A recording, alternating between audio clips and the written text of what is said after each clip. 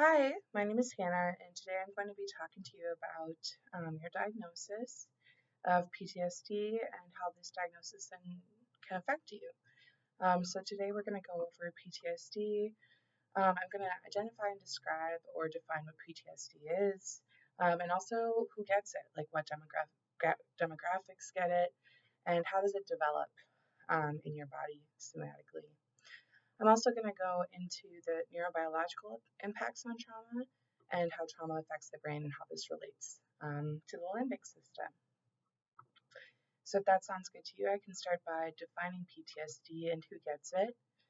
This can be enlightening and also validate that you're not alone in your struggles with this diagnosis. I know that suffering from complex trauma or developmental trauma can be um, affecting every day. It can affect various different symptoms. It can lead to various different diagnoses.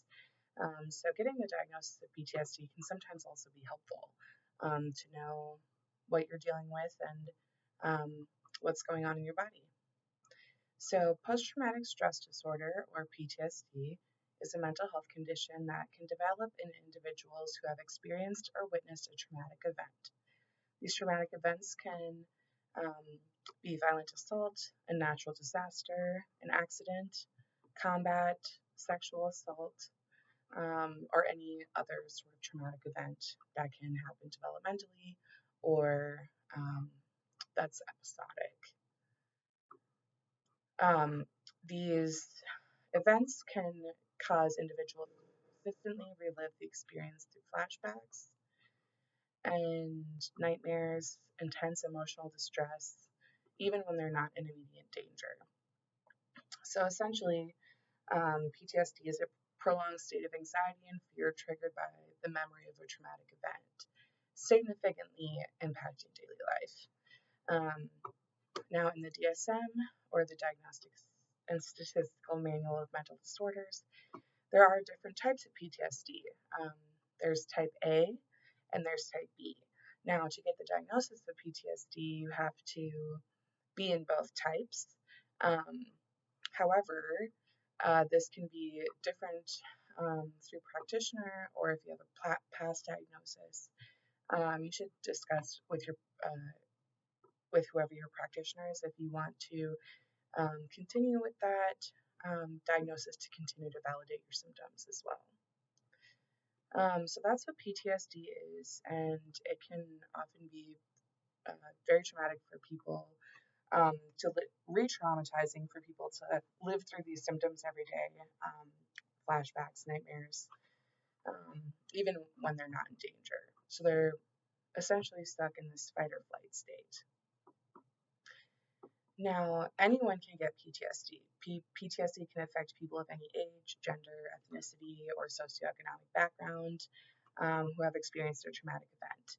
Unfortunately, traumatic events can happen to any of us, especially traumatic events like car accidents or death in the family, uh, uh, generational trauma, anything like that. So anyone can be affected. There are some high risk groups, individuals with a history of trauma, military personnel, survivors of sexual assault, people who have experienced severe accidents, and those who have witnessed violence are at higher risk. So when we think colloquially of PTSD, a lot of times people think of someone in the military or someone who's gone overseas to serve, or someone who had been in a very violent accident. Um, and that is very true, and that does make it a high risk situation. However, these incidences can happen to anybody, and one incidence of trauma um, is not above any other incidence of trauma. So a lot of times you'll hear people say, well, I don't have PTSD because I'm not a soldier. I didn't serve in the war. Now, that can be true that a lot of people who have served in the war do have PTSD or have gotten a PTSD diagnosis, but that doesn't mean that individuals who have gone through trauma that is in a different way they're still experiencing trauma and they can still experience the same symptoms. So PTSD can develop through brain chemistry changes. Traumatic events can trigger alterations in the brain's neurochemistry, particularly in areas associated with memory and emotional processing, leading to persistent re-experiencing of traumatic memories. So when I was explaining the diagnosis of PTSD, this can be seen through reliving flashbacks, nightmares, even when they're not in that emotional danger. And they can also be easily affected by triggering events. So let's say, for example, you were in a car accident and you got really hurt. If you're listening to a certain song and you were in the car again and you hear that certain song, that can bring you right back to that traumatic memory. And that's an example of how the brain chemistry can change when you've gone through a traumatic event. There also can be individual factors that develop with PTSD, such as genetics, personal coping mechanisms, pre-existing mental health conditions, and the severity of the traumatic event can influence whether someone develops PTSD after experiencing a trauma. Now, that being said, like I said, anyone can experience PTSD, and there are higher risk groups that may be able to experience it, but there is the nuance that, let's say, another person gets into a car accident and a song's playing, they could have better personal coping mechanisms, or maybe that traumatic event to them isn't as severe as other traumatic events that they've been through. So it's just different for so many different people. And there are psychological factors as well. Factors like feeling a lack of control during the traumatic event, experiencing intense fear or helplessness, and having a negative interpretation of the event can contribute to PTSD development. So, having a negative interpretation of the event can definitely cause ruminating thoughts, maybe anxiety around if the event is with another person, that can cause another trigger as well. There's many symptoms of PTSD. The key symptoms of PTSD include intrusive thoughts, so unwanted flashbacks or distressing memories of the traumatic event. And this can include nightmares, dissociation when triggered, things of that nature. Another key symptom would be avoidance behaviors. So deliberately avoiding reminders of the trauma, such as places or people associated with the event. Now, using the example of a car accident and being triggered by a certain song, this could be seen in avoidance behaviors by maybe never wanting to ride in the passenger seat again, because that's what happens. So they would prefer to sit in the back. Or deciding maybe they don't want to listen to the song or even the artist that was playing when they went through that traumatic event, because it brings them right back. Another key symptom is negative changes in mood and thinking. Persistent negative emotions like guilt, fear, anger, feelings of detachment, and difficulty concentrating. This is all something to take note of, especially in yourself. And if you're feeling these persistent negative emotions, to discuss this with your provider and make sure that there aren't other diagnoses that are at hand. And the final key symptom is hyperarousal, so being easily startled, increased vigilance, sleep disturbances, and irritability. This can be shown with an example of, let's say you were mugged, unfortunately, on the street.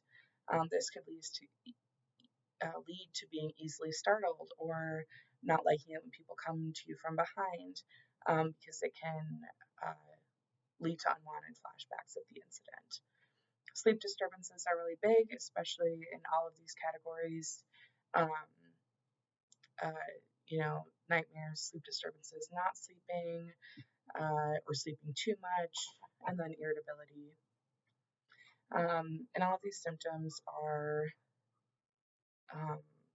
daily, can lead to daily, symptomatic presentation. This is something that could happen every day. You could have all of these symptoms all the time, unfortunately. And that being said, trauma affects the brain a lot and the limbic system. So the limbic system is the part of the brain that's responsible for processing emotions and survival instincts. So if you hear of that term fight or flight response, that's something that is explained a lot when people are suffering from PTSD or trauma symptoms. So fight or flight are not the only functions or responses that are in the brain. There are a couple other ones, but all of these lead to how people can regulate their emotions.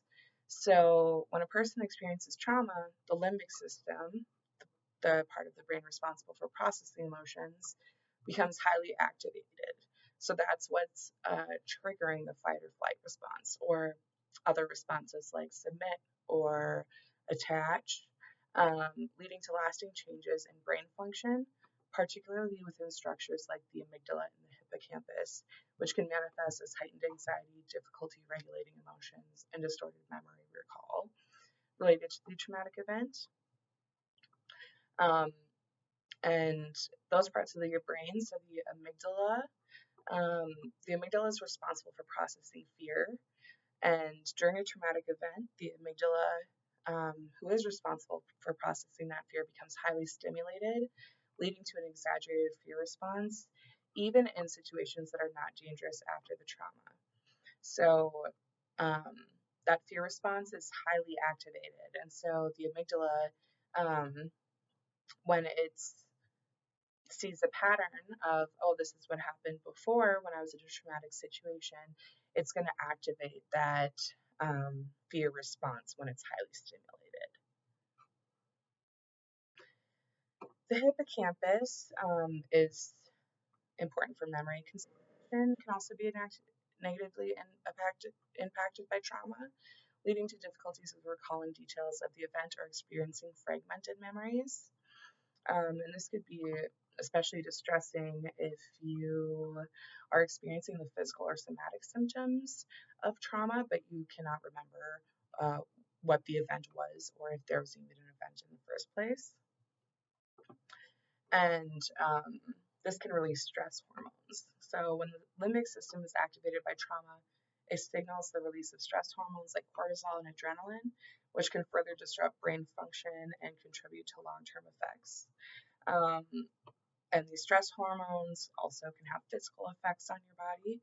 This is why we see such a high correlation between complex trauma diagnoses like PTSD and fibromyalgia, because the brain is constantly producing these stress hormones like cortisol, which can lead to hormonal effects, and then can lead to physical negative effects as well.